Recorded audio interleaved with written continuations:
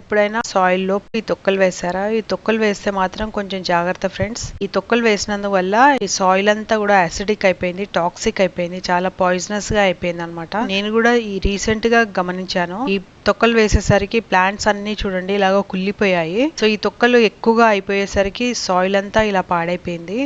ఈ ప్లాంట్స్ చూడండి ఎలాగైపోయాయో, అన్ని కూడా కుళ్ళిపోయినట్టుగా అయ్యాయి. ఇలా ఆకులన్నీ కూడా కాలిపోయినట్టుగా యాసిడ్ లో ముంచి తీసినట్టుగా ఉన్నాయి. రూట్స్ చూసే రూట్స్ కూడా లేవు. ఈ స్నేక్ ప్లాంట్ ఏ సాయిల్ లో వేసినా కూడా నార్మల్ గా వచ్చేస్తుంది, కానీ అసలు చూడండి మొత్తం పాడైపోయింది. ఈ 2 పాట్స్ లో కూడా నేను పీల్ వేసాను అనమాట.